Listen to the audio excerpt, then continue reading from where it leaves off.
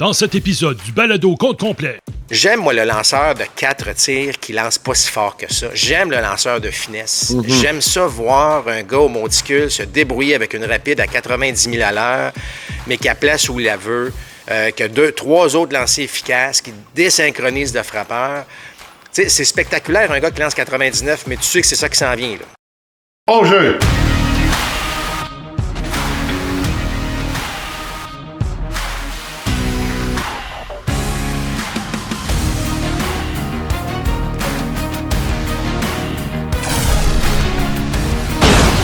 Deuxième prise! Compte complet! Le balado compte complet est présenté par Plan de match à Boucherville, votre centre d'entraînement et boutique de baseball avec cage de frappeur intérieur et lance-balles. Fier partenaire de votre passion. Voici vos animateurs, Alain Usereau et Mark Griffin. Bienvenue à Compte complet. On est à la fin du mois d'août. Alain Usereau en compagnie de Mark Griffin.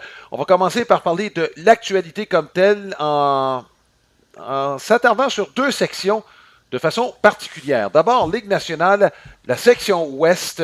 Là, la poussée des dernières semaines des Padres de San Diego et des Diamondbacks de l'Arizona, j'insiste là-dessus, parce que les Dodgers ne jouent pas si mal, malgré les blessures, mais les 2 équipes dont j'ai parlé, Padres et Diamondbacks, jouent très, très bien, de sorte qu'en ce lundi matin, il y a 4 matchs seulement qui séparent les 3 équipes, avec les Dodgers qui sont en tête, les Diamondbacks à 4 parties et les Padres à 3.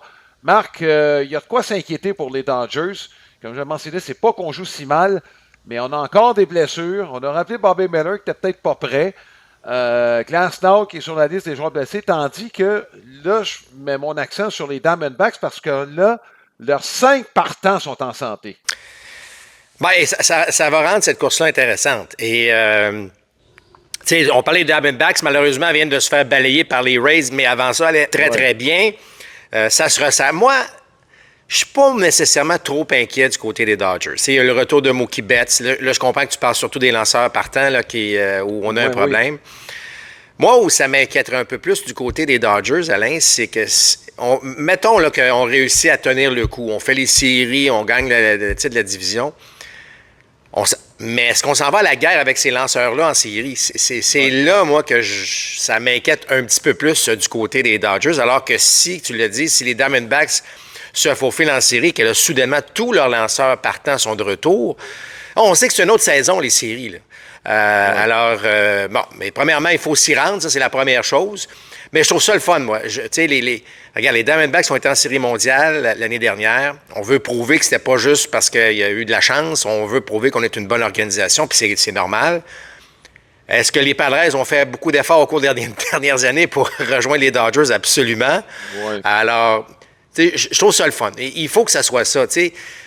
J'aime bien les Phillies, je trouve ça le fun, mais tu sais, des avances de 7, 8 matchs, 9 matchs, tu sais, c'est moins intéressant. Des courses au championnat, même s'il y a des équipes repêchées aujourd'hui, c'est ça qui est le fun. C'est ça qu'on veut voir. Puis je trouve que dans l'Ouest, on a une course à 3. Puis là, ça va rendre des choses intéressantes, autant qu'il va falloir prendre des décisions en ce sens. Tu sais, les Dodgers ont été longtemps, en mois d'août, mois de septembre, là, on se prépare, on fait jouer des joueurs, on essaie...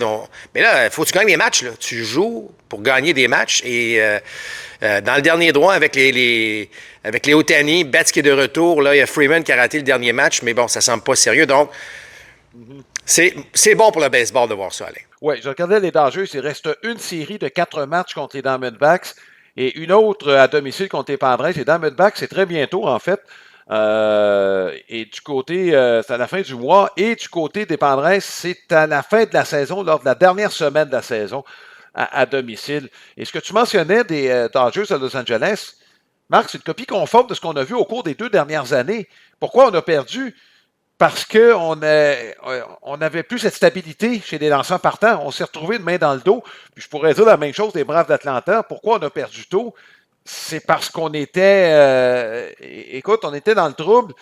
Tu sais, pas qu'on a été négligent, parce qu'on a fait tout ce qu'on pouvait, je pense, chez les Dodgers pour pouvoir se renflouer chez les lanceurs partants.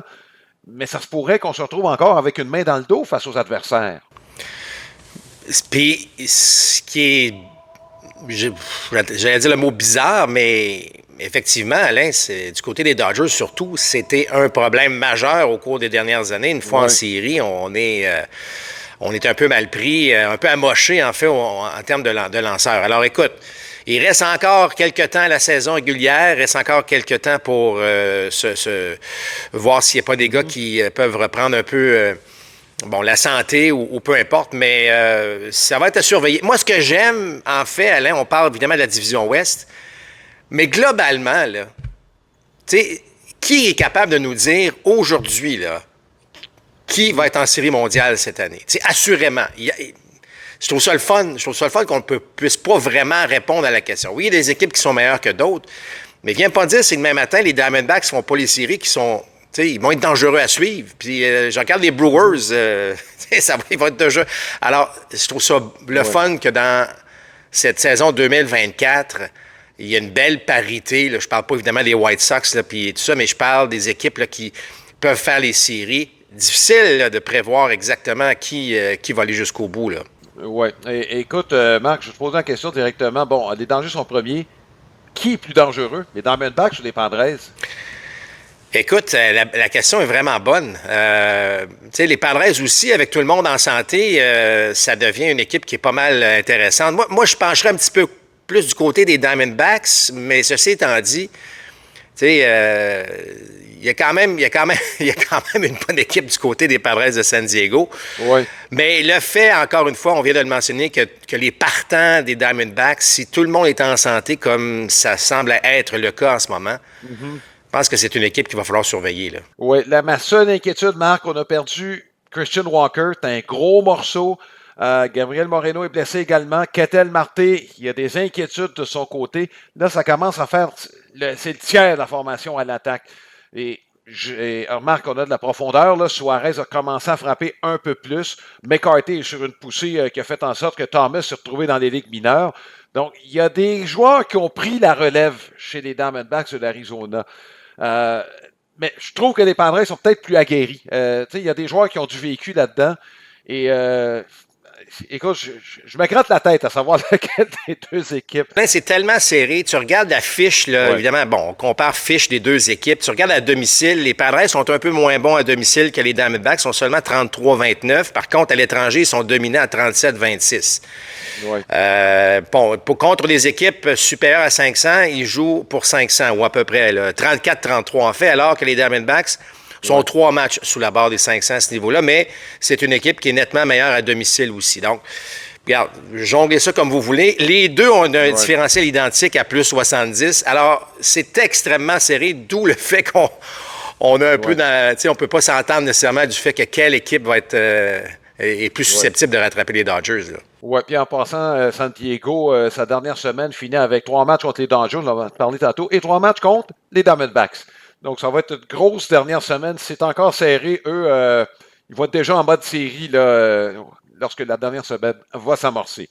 Maintenant, la centrale de la Ligue américaine. Là, Cleveland, c'est une avance qui s'effrite à vue d'œil. Écoute, à l'attaque, on était un petit peu plus vulnérable. On n'a pas eu la tenue des lanceurs partants qu'on aurait voulu, mais on a tenu le coup jusqu'ici. Là, il y a 3 matchs qui séparent 3 équipes. Cleveland en avant, 2 matchs devant Minnesota, qui étaient les favoris quand la saison a commencé, et 3 matchs devant Kansas City, une des belles surprises cette année dans la Ligue américaine, sinon la surprise. Je sais que tu mentionnais, Marc, que j'avais prévu une amélioration. Pas à ce point-là. Je serais au-dessus de mes affaires si je disais que je prévoyais que les Royals de Kansas City étaient pour faire les séries.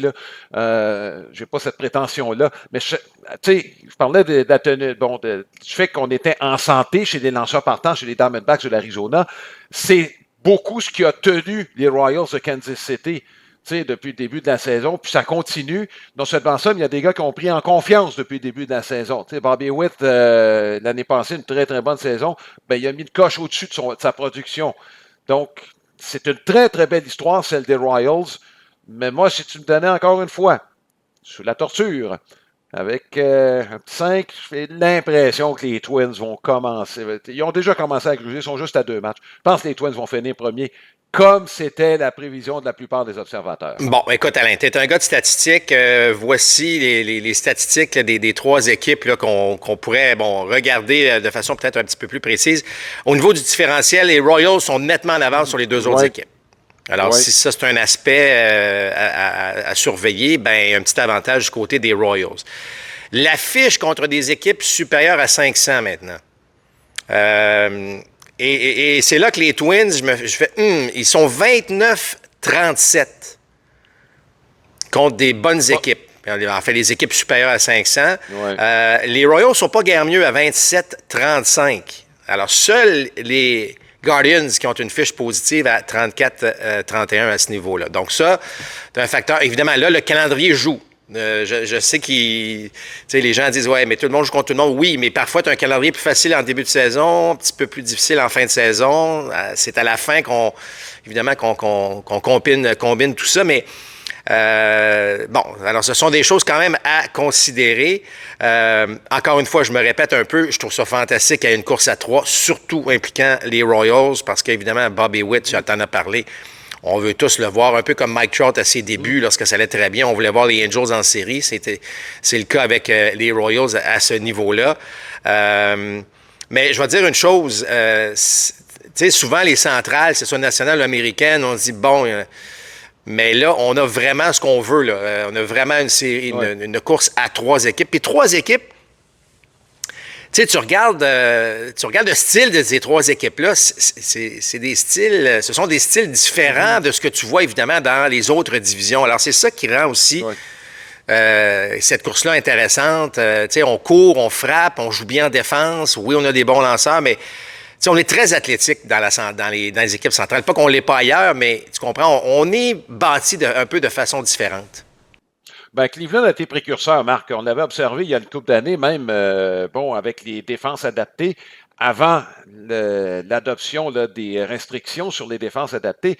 On avait noté que Cleveland avait commencé à choisir ses joueurs, à les former en fonction de contrer les défenses adaptées. C'est pour ça, quand on les a adoptés, moi, je trouvais que des équipes comme Cleveland étaient peut-être pénalisées pour s'être adaptées avant les autres. Mais on s'est aperçu que ça n'a pas changé grand-chose, les défenses adaptées, puis Cleveland va peut-être continuer dans le même sens. On regarde d'ailleurs le dernier repêchage, Cleveland a repêché exactement le type de joueur, là, c'est-à-dire très athlétique, là, qui va donner un bon rendement, qui ne sont peut-être pas une super vedette avec un MPP à 950, mais qui va être capable de tout faire sur le terrain. Donc, Cleveland est allé dans ce sens-là. Puis tu parlais de calendrier. Du côté des Guardians, Marc, il reste encore des séries. 2 contre Kansas City. C'est-à-dire 1 contre Kansas City, 2 contre Kansas City, 7 matchs contre les Royals et 4 contre les Twins du Minnesota d'ici la fin de l'année. Donc, c'est sûr que, on va le dire, là, les 3 équipes ont probablement, particulièrement Minnesota et Kansas City, ont ambitionné un peu sur les White Sox de Chicago. Mais il fallait jouer quand même ces matchs-là, tu comprends? Oui, absolument. Puis on espère aussi du côté des Twins qu'Édouard Julien, qui a été rappelé pour une 3e fois cette année, puisse finalement prendre un petit peu plus de place. Encore une fois, je regardais le match, Édouard. Trop de retraits sur des prises sur décision, Alain. C'est encore un petit peu le jeu d'anticiper ou de deviner. Mécaniquement, il n'y a pas de doute. Sa discipline, il n'y a pas de doute. C'est un frappeur des ligues majeures. Il faut juste peut-être avoir un petit peu plus je vais dire d'agressivité, dans le sens que, tu le sais, Alain, tu ne veux pas te retrouver à 2 prises tout le temps. Puis ça semble souvent être le cas avec Édouard Julien. Tu as l'impression qu'il est 0 et 2 tout le temps. Alors, peut-être être un petit peu plus agressif tôt dans le compte, peut-être essayer de mettre des balles en jeu un petit peu plus tôt dans le compte, essayer de s'élancer sur des tirs à son goût, mais qui ne sont pas parfaitement le tir qu'il souhaite avoir. En tout cas, on lui souhaite évidemment bonne chance au cours des prochaines semaines, parce que ça serait le fun qu'il soit un joueur important dans une course au championnat pour les Twins. Ouais. Moi, pour les Twins, à mon avis, le joueur clé, ça va être Pablo Lopez. Il vient d'avoir 2 bons départs, même que je te dirais qu'il est sur une très, très bonne séquence. J'ai regardé ses statistiques, là. Ses 6 derniers départs, il y a 5 départs de qualité, 3 victoires, 1 défaite. Moi, je pense que ça va passer par là. Il faut que ta locomotive soit capable de tirer les autres. Ce que Pablo Lopez n'a pas fait depuis le début de l'année. Là, en tout cas, jusqu'à, je te dirais, à la mi-juillet. Oui, tout à fait. Moi, je pense que c'est de ce côté-là que ça va passer. Évidemment, Buxton et Correa sont sur la liste des joueurs blessés. Ça, c'est un problème chez les Twins, Marc. Il y a beaucoup de joueurs fragiles. Hein. Correa, Lewis, Buxton. On se croise les doigts de ce côté-là. C'est peut-être là où ils sont le plus fragiles. Pour Kansas City, Marc, c'est juste la profondeur à l'attaque qui m'inquiète un petit peu. Après Bobby Witt, puis Salvador Perez, t'as Pasquantino, t'as ces trois-là. C'est un peu comme Cleveland. Hein? On a carburé avec 3 joueurs tout le long de la saison. C'est pour ça que je pense que Minnesota va terminer premier en raison de peut-être ce manque de profondeur-là de Cleveland et de Kansas City. Bon, en tout cas, ils ont tous des défis. Ouais. Les 3 équipes ont des défis à surmonter, mais ça reste que j'ai l'impression, Alain, qu'on va vivre une belle course au championnat d'ici la fin de l'année. Je pense pas qu'une équipe va vraiment se démarquer là, d'ici la fin, compte tenu évidemment du calendrier aussi. Là. Oui. Mais c'est le temps de la carte de baseball de la semaine qui est une présentation de card-depot.ca. C'est votre détaillant de cartes sportives et non sportives avec plus de 14 000 articles en vente sur eBay. On porte notre attention sur quelqu'un qui a marqué l'histoire de Cleveland, entre autres, par sa présence dans des films, mais surtout identifié aux Brewers de Milwaukee. C'est Bob Uecker. Et on retient notre attention sur la carte de 1965 Topps.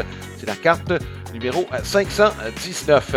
Bob Uecker, marque extrêmement populaire, oui, à Milwaukee, mais pas juste là-bas.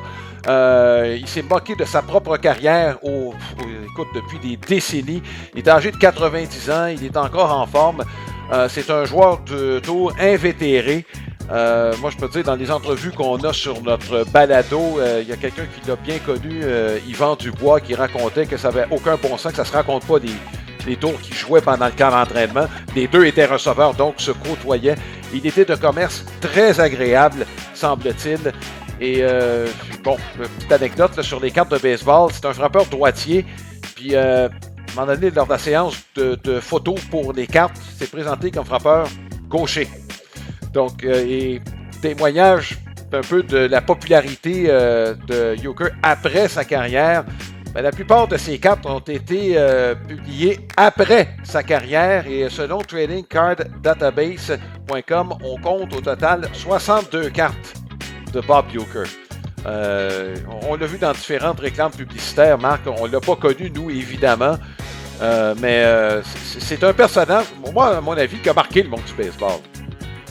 Bon, absolument. Écoute, tu l'as dit, c'est un personnage, un excellent commentateur, évidemment, de baseball, mais aussi, bon, tu l'as dit, son personnage. Écoute, le rôle qu'il a joué dans le film Bull Durham, par exemple. C'est-tu Bull Durham ou Major League? C'est Major League. Major League, oui, excuse-moi, Major League. Ouais. Alors, tu sais, Just a Bit Outside, je veux dire, c'est un classique, là, et puis c'est vrai, tu sais, moi j'ai eu l'occasion de le côtoyer. Le mot est peut-être fort, là, tu sais, lorsque je couvrais les expos, évidemment, il était là avec les Brewers, mais tu sais, c'est un personnage. Il dégage, il y a quelque chose, et tu l'as dit, toujours souriant, souriant dans le sens qu'une blague n'attend pas l'autre. Vraiment un personnage là, fantastique. Oui, effectivement. Puis, regarde, il a été dans de nombreuses réclames publicitaires. C'était le visage pendant longtemps des Brewers de Milwaukee, particulièrement quand il n'était pas bon. On espère davantage que les caméras soient sur les joueurs. Mais Uecker, vraiment, a été une attraction. Non seulement avec les Brewers, mais dans tout le monde du baseball. Je vous rappelle notre partenaire principal, le plan de match à Boucherville, donc boutique de baseball, cage de frappeur. Vous pouvez avoir tout, évidemment, du côté baseball. Il y a des cours privés aussi qui se donnent ici à plan de match. C'est à Boucherville. Allez sur leur boutique en ligne également. On les remercie, évidemment, de leur support. Et également, je vous mentionne la meilleure façon pour nous écouter ou nous regarder, c'est d'aller sur notre site internet www.comptecomplet.com. Bon, dans le baseball majeur, semble-t-il qu'il y a des discussions, c'est pas formel, mais qu'on parle là, de prendre des moyens pour favoriser les duels de lanceurs d'antan. Je parle pas nécessairement d'un duel de 2 à 1, mais ce qu'on veut dire par là, c'est que, tu annonces 2 lanceurs partants. Tu sais, Marc, on aime la compétition, des 1 contre 1. J'arrive des Jeux olympiques, j'ai fait 2 disciplines où c'était des duels directs. Au tennis de table, puis au tir à l'arc, tu vas me dire, on ne se tire pas dessus au tir à l'arc. Non, mais c'est quand même des duels où on vise des cibles et il faut battre l'autre. Tu comprends? Puis il y avait quand même un certain suspense. Donc, on aimerait recréer ces duels de lanceurs partants qu'on voit moins parce qu'on lance de moins en moins de manches chez les lanceurs partants pour toutes sortes de raisons, Marc. Ça peut être pour des raisons de protection du bras du lanceur, ça peut être pour des raisons stratégiques, parce qu'on lance plus de rapide, on veut... Bref, écoute, on en a une liste complète. Donc, c'est évident, c'est une tendance, Marc. C'est pas une tendance qui date d'il y a 20 ans, c'est une tendance qui part des années 70. Quand j'ai commencé à suivre le baseball, les matchs complets étaient un critère pour évaluer un lanceur partant. Là, on est tombé par la suite de plus en plus. Puis, écoute, la courbe, là, elle n'a pas cessé de baisser. Le seul moment où ça a monté un petit peu, Marc, c'est quand on a adopté le frappeur de choix dans la Ligue américaine au début des années 70, puis c'est revenu par la suite. Ça a redescendu par la suite. Moi, j'ai mes réserves. Je veux t'entendre là-dessus, mais j'ai mes réserves parce qu'il y a des moyens qui ont été pris. Par exemple, il y a des ligues indépendantes où on a pensé, si on retire notre lanceur partant avant 5 ou 6 manches, ben, tu perds ton frappeur de choix. Moi, écoute, j'ai des réserves pour te les énumérer tantôt, mais je ne sais pas si on peut changer la façon de faire. Puis moi, personnellement, regarde, le baseball a évolué. Est-ce que ça me dérange tant que ça qu'on utilise un ouvreur? Je ne sais pas. Je me pose des questions. Le produit est bon. Il y a des choses à faire. Moi, c'est des balles en jeu que j'aimerais voir davantage. Mais je ne sais pas si c'est relié à l'utilisation des lanceurs partants de la façon dont on le fait. Bien, en fait, je vais répondre à ta dernière question. Oui, il y a un lien à faire parce que, bon, premièrement, là, c'est que la fameuse dans la discussion que tu parlais, là, qui est pas formelle, là, c'est qu'on voudrait obliger un partant à lancer 6 manches. Et évidemment, il y aurait des exceptions si tu accordes tant de points, si bon ça. Moi, ma première réaction, c'est de dire ça n'a pas de bon sens. Ça n'a aucun sens de faire ça. Par contre, c'est les raisons derrière. C'est intéressant parce que si tu veux plus d'attaque, Alain, c'est clair que si tu affrontes le lanceur une troisième fois, bon, on a les statistiques pour le prouver, c'est que tu vas mettre une balle en jeu possiblement. Puis bon, parce qu'un lanceur, souvent, premier tour au bâton, le MPP, il est à 400 ou 500. Deuxième présence, il est à puis il est rendu presque à la moyenne du baseball à 700. Puis le troisième tour, ben là, le MPP, il est plus élevé. Que ce soit la moyenne au bâton ou le MPP, là, ça suit une courbe. Moi, je pense que, en fait, les raisons principales derrière, c'est ça, Alain. C'est qu'on veut créer plus d'attaques. Puis là, en disant ça, ben, on va forcer les lanceurs aussi à développer d'autres tirs que de garrocher des balles à 99 000 à l'heure sur tout le monde. Moi, je suis convaincu que les raisons, c'est ça derrière. Tu sais, de forcer un gars à lancer 6 manches, ça n'a pas de bon sens. Tu peux pas rentrer dans la stratégie baseball à ce niveau-là. Là, je sais que le baseball était contre les ouvreurs parce qu'on n'aimait pas ça, ben, contenu, bon. Mais, tu sais, moi, je pense que c'est bien plus pour créer, encore une fois, le spectacle à ce niveau-là. Mais je sais pas, tu sais, j'aime qu'on y réfléchisse. J'aime qu'on essaie de trouver des solutions pour voir est-ce qu'il peut y avoir plus d'attaques, mais je pense pas que ça soit, évidemment, la manière d'agir puis de dire à un lanceur partant, faut que tu lances 6 manches. Ça, c'est comme, tu sais, Alain, tu rappelles-toi quand lorsqu'on a adopté évidemment, le cadran, on s'est toujours dit, on aurait aimé ça que les joueurs se disciplinent eux-mêmes pour qu'on n'ait pas de cadran. Finalement, on est obligé de le faire, puis je pense que tout le monde est heureux de le faire, mais en même temps, je pense pas qu'on peut changer la tendance puis de revenir à des gars qui lancent pas dans le baseball moderne.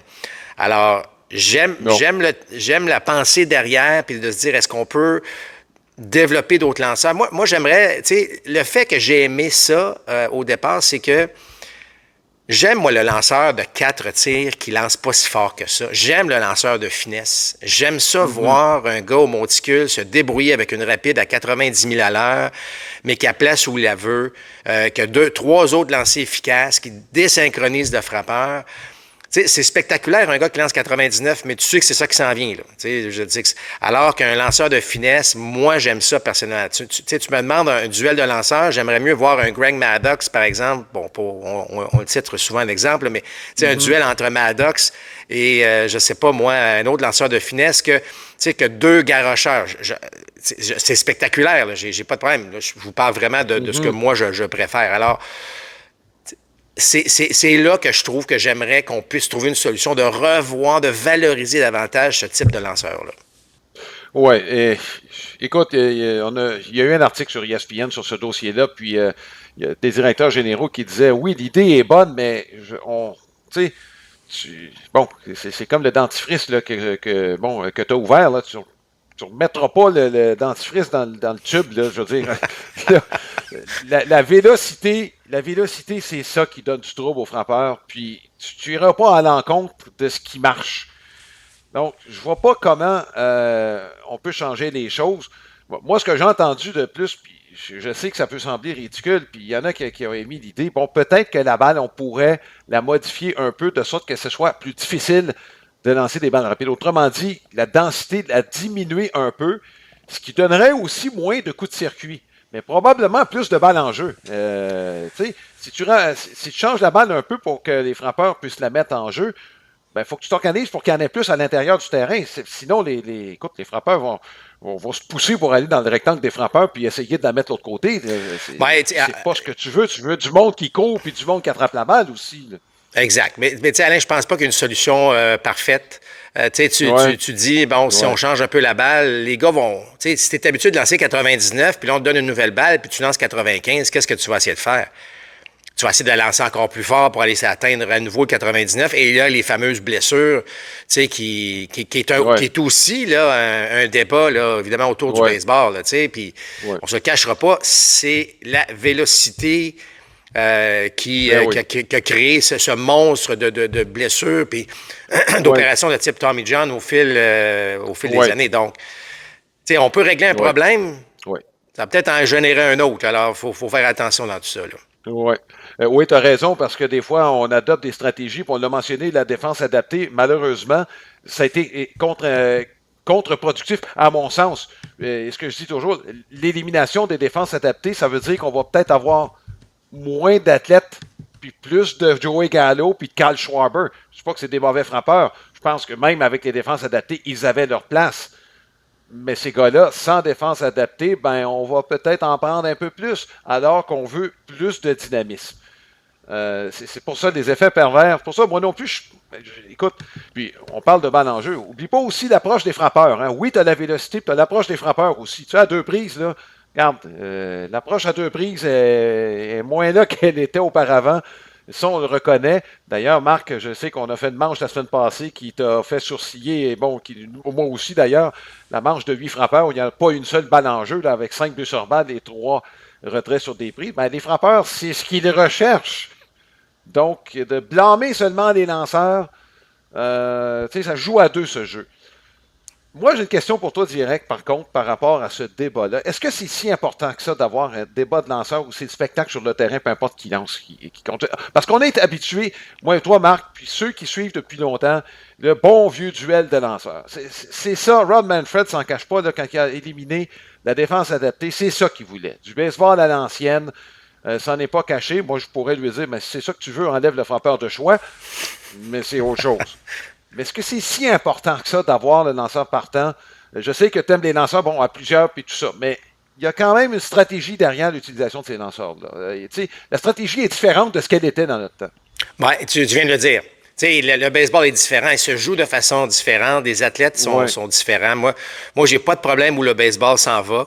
Je trouve que les frappeurs sont tellement rendus meilleurs. On t'a parlé d'approche tantôt, peut-être qu'on pourrait corriger ça un peu pour avoir plus de balles en jeu à ce niveau-là. Mais la puissance fait foi de tout, c'est un cycle. Je regarde des Stephen Kwan de ce monde, je regarde même Bobby Witt, oui, il frappe des circuits, mais c'est ce qu'on veut voir, c'est le frapper des doubles, des triples. Fait que moi, j'ai l'impression, sais, qu'on est à la bonne place. Les Rays ont tenté d'innover avec... ils ont innové avec l'ouvreur. On l'utilise moins, c'est moins une solution. C'est pas parfait encore, parce que si on utilise des ouvreurs, on sait que ça écope un peu le personnel de releveur pendant une couple de jours après, fait que c'est pas parfait. Tu sais, je veux dire... Moi, je pense que c'est un faux débat, là, cette affaire-là. Ce qu'il faudrait peut-être changer, Alain, là, puis ça, ce sera une autre discussion, mais ce sont les statistiques, à savoir c'est quoi un départ de qualité maintenant, ou est-ce qu'il y a des départs de qualité maintenant, ou est-ce qu'un lanceur gagnant, il faut qu'il lance absolument 5 manches, alors qu'il peut être 4 manches et 2 tiers très, très bon. En tout cas, ça sera une autre discussion, mais pas que c'est parfait. Il y a toujours des choses à corriger, puis on le sait, mettre des balles en jeu sera toujours un défi, mais ce sera toujours... Je pense qu'il va falloir toujours travailler pour trouver des solutions à mettre des balles en jeu, parce que on veut voir des beaux catchs. On veut voir des relais à la Kiermaier l'autre jour qui lance 100 000 à l'heure au mât pour retirer un coureur. C'est ça qu'on veut voir. On veut voir des gars qui courent, qui essaient de tirer un double en triple, puis il va se faire prendre. Ou, même un jeu au marbre. Dans le match qu'on a fait dimanche soir, il y a un jeu au marbre entre les Tigers et les Yankees, alors que Judge atteint l'intercepteur, il y a un relais au marbre. Ce sont des jeux comme ça qu'on veut voir. C'est exactement ce qu'on veut voir dans le monde du baseball. Marc, pendant qu'on parle des lanceurs partants, Paul Skenes, je veux qu'on parle de lui. Bon candidat au recrue de l'année, même s'il n'a pas commencé l'année avec les Pirates de Pittsburgh. Sauf que les Pirates songent sérieusement, non seulement à limiter son nombre de tirs, peut-être même que sa saison se termine avant le mois de septembre. Ça aussi, Marc, la gérance des lanceurs et des bras, on est encore à la période essai-erreur. Oui, ça n'en est pas facile, hein? C'est pas facile dans le cas de Skenes. Qu'est-ce qu'on fait avec lui? Il a lancé beaucoup au cours des derniers 14 mois. Mais il est devenu le visage du baseball. Tout le monde achète des billets pour aller voir Paul Skenes. Mais en même temps, tu te dis, bon, pour sa santé, est-ce qu'on devrait soit le ralentir, soit même lui faire sauter des départs? Elle n'est pas facile à répondre. Honnêtement, là, je ne voudrais pas être dans les souliers des Pirates de Pittsburgh pour prendre ce genre de décision-là, mais c'est le genre de décision qu'il va falloir réfléchir sérieusement. Oui, mais écoute, comme je te dis, là, on est encore essai-erreur. Ça m'étonne que le baseball majeur n'investisse pas davantage, moi, dans la santé de ses lanceurs, compte tenu des millions qu'on est en train de perdre. Puis, Marc, c'est pas d'hier là, que certaines équipes là, prône qu'on fasse quelque chose. Il me semble qu'on bouge pas vite, en tout cas, en ce qui me concerne. Écoutez, on va vous solliciter, les amateurs qui nous écoutent. Est-ce que vous souhaitez qu'on revienne à ces vieux duels de lanceurs partants de l'époque là, où on les laisse aller jusqu'au bout, ou pratiquement, là, ou en tout cas plus longtemps qu'on les laisse aujourd'hui? Donc, c'est la question de la semaine qui est présentée par Sylmar Autoville, votre détaillant pour les pneus de voitures et de camions classiques et antiques. On vous invite à consulter le www.sylmar.ca. Donc, envoyez-nous, dis-je, vos propos, vos commentaires, vos suggestions même sur facebook.com/compte complet balado. Aussi, vous pouvez passer par notre site comptecomplet.com. C'est le moment de notre segment de Baseball Québec et Alain, j'aimerais souligner, évidemment, c'est la période des championnats canadiens. On en a parlé un peu la semaine dernière, ou en fait, au cours des dernières semaines. Médaille d'argent pour le Canada à la Coupe Canada, c'était la semaine dernière, c'était présenté dans la province de l'Alberta. Alors bravo, c'est très compétitif, on parle des 17 ans et moins dans cette catégorie-là. Il y a eu la médaille de bronze dans le 18U également, donc bravo. Ça, c'était présenté dans l'est du pays. Et il y a eu pour le championnat senior féminin 2 médailles, la médaille d'or et la médaille de bronze. Il y avait donc 2 équipes du Québec. Alors, de très, très bons championnats canadiens pour nos représentants et représentantes. Et je vous rappelle qu'il y a un championnat canadien qui est présenté à Laval au cours de la semaine. Donc, ça commence dès ce jeudi. Ça, c'est la coupe Ray Carter, donc c'est les 15 ans et moins, donc la catégorie Bantam là, pour les plus anciens. Alors, ça c'est présenté donc à Laval au cours du prochain week-end. Alors, si vous êtes dans la région et vous voulez voir du très bon baseball, le Québec sera représenté par 2 équipes, parce que l'équipe haute Évidemment, il y a l'équipe principale et l'équipe, la province haute, en fait, a deux équipes pour avoir, évidemment, un tournoi équilibré. Alors, bonne chance aux équipes du Québec. Félicitations à ceux qui ont déjà remporté des médailles. Et vous savez, bon, il y a toujours le jeu de comparaison de province en province. Je pense que le baseball au Québec va très, très bien. L'Académie de baseball du Canada forme ses joueurs. Il y a les sports-études. Ce n'est pas parfait encore, mais ça certes permet à des joueurs de jouer au baseball à l'année, évidemment, et à s'entraîner. Alors, c'est sûr que là, on le voit, Alain, dans les collèges américains, il y a de plus en plus de Québécois qui y sont. Ça veut dire quoi? Ça veut dire plus de possibilités de voir des Québécois aussi d'être repêchés éventuellement.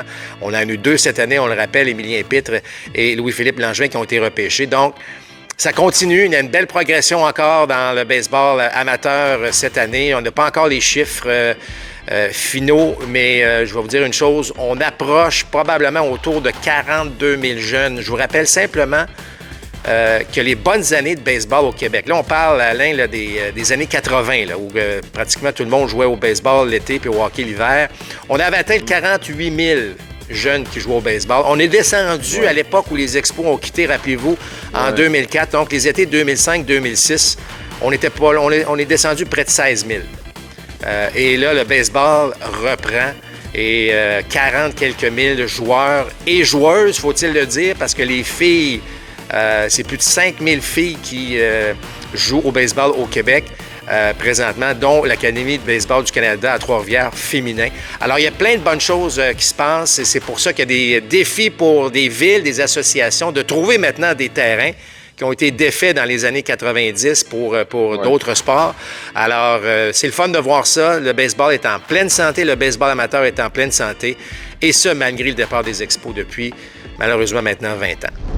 Bon, Marc, bon, quand on parle de baseball, de popularité, l'idole de plusieurs jeunes, c'est Shohei Ohtani qui se dirige vers une saison de 40-40 en un circuit et 3 buts volés d'atteindre ce plateau. Il pourrait même l'atteindre avant la fin du mois, ce qui serait tout à fait exceptionnel. Il n'y en a pas beaucoup qui ont atteint des 40-40 au cours de leur carrière. Shohei Ohtani, il me semble quand il est arrivé, on le savait, bon frappeur, athlète à ce point. Tu regardes ses premières saisons, 10 buts volés, 12 buts volés en un peu plus de 100 matchs.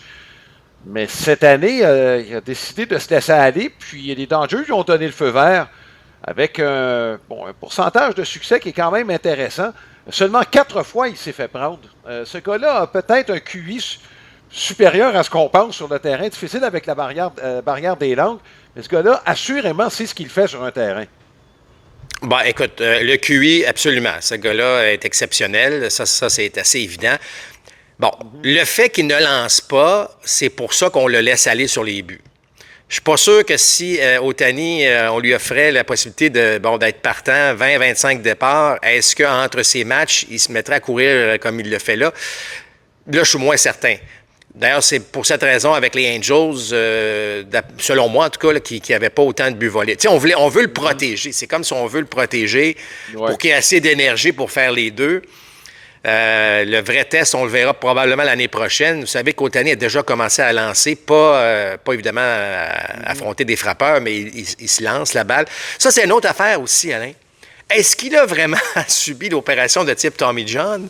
Parce qu'on n'a jamais eu vraiment de détails sur son opération, parce que, je ne sais pas, Ohtani semble avoir bien des connexions, que ce soit ici et au Japon. Est-ce qu'on a utilisé une nouvelle procédure? Peut-être qu'on le saura éventuellement. Mais c'est un athlète hors pair. C'est un athlète, en tout cas, je suis content d'être témoin de voir un frappeur de la sorte, un joueur de la sorte, un lanceur de la sorte. Depuis Babe Ruth, on pensait peut-être pas là, que ça allait revenir. Longtemps, le baseball refusait de voir des athlètes qui faisaient les deux. Alors, moi, je trouve ça extraordinaire. Chaque fois que les Dodgers jouent, je veux voir Ohtani frapper. Il peut évidemment te frapper une balle à 450 pieds facilement. Oups, il va te voler un but important. Et c'est vraiment un joueur. Tu sais, je comprends que son salaire, et certains vont dire que c'est démesuré, tout à fait, là, mais ça reste que c'est un joueur que tout le monde veut voir. Qu'on soit sur place, que ce soit à la télévision, on veut voir Shohei Ohtani. Oui. Absolument. Un petit mot sur Aaron Judge, 300 circuits en moins de 1000 matchs. C'est le premier à réussir l'exploit, accompagné de grands joueurs de l'histoire du baseball. malheureusement, et je dis bien, Josh n'a rien à voir là-dedans, malheureusement, ça vient dans la trentaine. Donc, jusqu'où va-t-il être capable de rejoindre des plus grands? T'sais, va-t-il être capable de maintenir ça pour se rendre à 600 en coup de circuit, peut-être même 700? C'est pas certain. Mais quand même, on lève notre chapeau sur cet exploit. Ça n'a pas été une carrière linéaire, Marc. Une grosse première saison et par la suite, il y a eu énormément de problèmes. Puis c'est ajusté par la suite. Moi, je lève mon chapeau davantage, Marc, pour avoir été capable de se ressaisir après ses problèmes de début de carrière. Ah, absolument. Moi, ce qu'il fait, je trouve ça... c'est dans la même catégorie des Shohei Ohtani. Là. C'est phénoménal parce que, tu sais, je veux dire... Ajoute à ça le fait qu'il joue pour les Yankees de New York. Donc, les attentes sont là. Je ne dis pas que c'est... Tu sais, je veux dire, il y a cette pression et il est le visage des Yankees. On sait à quel point c'est pas facile de jouer à New York, les médias, l'attention derrière, puis il réussit quand même à frapper de la sorte. Moi, je trouve ça exceptionnel. Tu sais, jusqu'où il va se rendre, l'avenir nous le dira. Mais ce qu'il fait présentement, là, c'est... je veux dire, c'est tout à fait extraordinaire. Mais ça prouve une chose, par contre. Ça prouve qu'un joueur de baseball ne peut pas faire seul et amener son équipe en série. Tu sais, ça prend une équipe autour de lui, ça prend une couple de bons joueurs, et c'est là que, évidemment, ces fameux joueurs-là vont ressortir davantage, mais exceptionnel. Moi, il n'y a pas d'autre mot là, pour Aaron Judge à ce niveau-là, ce qu'il fait avec une très belle constance, soit dit en passant, au cours des dernières années, en fait. Oui, des 3 dernières particulièrement, là. Marc, on va terminer en parlant peut-être de l'aspect plus humain de ce que c'est un joueur de baseball. Tristan Casas est revenu avec les Red Sox de Boston au cours du week-end et c'est Dominic Smith qu'on a retranché. On l'a retiré de la liste des 40. Alex Cora qui qui était très émotif lorsqu'il s'est adressé aux journalistes relativement au cas de Dominic Smith qui a fait ce qu'il avait à faire. C'est quelqu'un qui n'avait pas d'équipe quand la saison a commencé. C'est un gars qui n'a jamais été dans la controverse. Les Red Sox sont embauchés. Ça a pris un petit moment avant de partir. Il ne faut pas oublier que, comme je le mentionnais, il n'y avait pas d'équipe, donc pas de camp d'entraînement. C'est amené, écoute, il a donné ce qu'il avait à donner. Il est très professionnel et on a vanté son attitude au sein de l'équipe où il y a pas mal de jeunes. C'était pas le style des autres jeunes. C'est pas un voleur de but, Marc, les Red Sox qui ont essayé de gagner de toutes sortes de façons cette année. Mais tout ça pour dire que, tu sais, il n'y a personne qui va se rappeler du rendement de Dominic Smith dans 2 ans, probablement, chez les Red Sox de Boston, là, quand tout va être en place.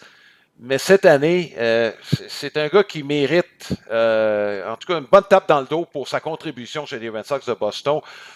J'espère qu'il va se trouver une équipe, au moins pour l'année prochaine. Cette année est un peu tard, mais pour l'année prochaine. Mais sa contribution, moi, je pense, mérite d'être soulignée. Ben, en fait, Alain, c'est ça qui est cruel. C'est que Dominic Smith a fait exactement, et je dirais même sinon plus que ce que les Red Sox probablement anticipaient de lui. Puis c'était pas suffisant. Dans sa tête à lui, là, il est arrivé, tu as dit que c'était un lent début, c'est vrai. Bon, il s'est repris, il s'est ressaisi, il a vraiment aidé les Red Sox à jouer du bon baseball. Puis là, tu t'en vas dans le bureau, puis tu dis, tu sais que tu as fait tout ce que tu avais à faire, mais on te laisse aller quand même. Alors, dans peu importe le métier, là, vous travaillez fort, vous êtes dans une entreprise, vous faites même plus que ce que c'est anticipé, puis quelqu'un vous dit, ben là, ça arrive, c'est des choses qui arrivent, c'est très frustrant, peu importe le domaine dans lequel on se retrouve. Ça, c'est l'exemple parfait de cette situation-là. Oui, probablement que son rendement va faire en sorte que d'autres équipes vont jeter un petit coup d'œil sur lui, ça va peut-être lui offrir peut-être d'autres possibilités, mais vous savez, la carrière de joueur de baseball, elle n'est pas très longue. Là, je parle évidemment dans le baseball majeur. Alors, c'est pas facile de rester. On veut gagner à tout prix. C'est pas une ligne de développement. Une ligue de développement, on veut gagner. Il y a beaucoup d'argent en jeu pour les propriétaires. Si un joueur ne fait pas l'affaire, on le tasse. Regardez Kevin Biggio, ça ne marchait pas avec les Blue Jays, parti avec les Dodgers. Là, soudainement, les Dodgers le laissent aller. Il n'y a plus de travail, là, Kevin Biggio. Là. Est-ce qu'il est encore assez jeune pour jouer? Absolument. Mais alors, c'est ça le baseball. En fait, le sport professionnel, c'est ainsi. On espère souvent chez des joueurs qu'on va avoir cette 2e ou 3e chance. Mais c'est un aspect qui est difficile.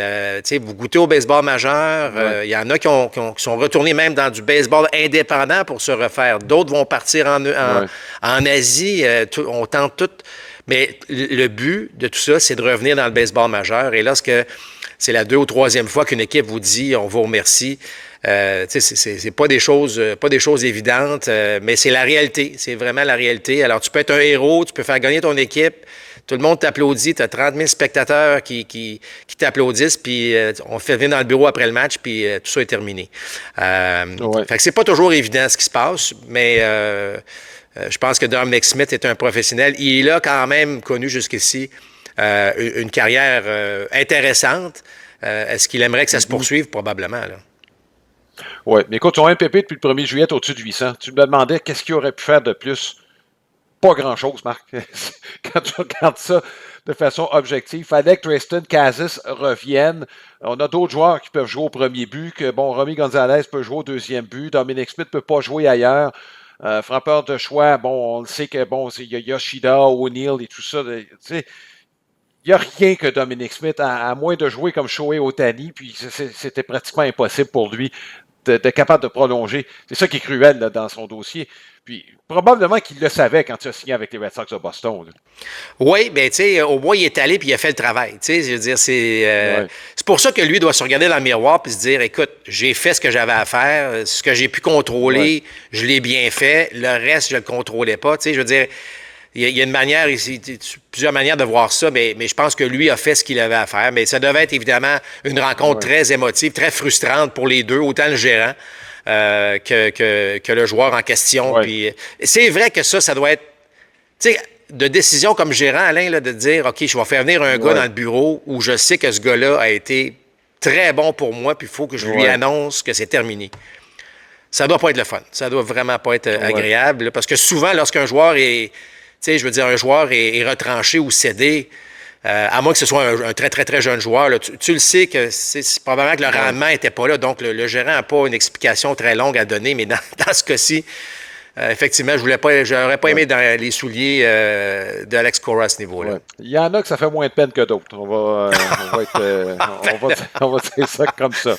Bon, il y a 3 matchs qu'on vous présente cette semaine. L'horaire des matchs de la semaine présenté par la boutique des fans. C'est votre boutique de cartes sportives et d'objets de collection à Hawkesbury. En plus de vous offrir des cartes Pokémon Magic the Gathering et des figurines Funko Pop. On vous invite à consulter laboutiquedesfans.ca. 3 matchs. Ils sont tous à 19h cette semaine.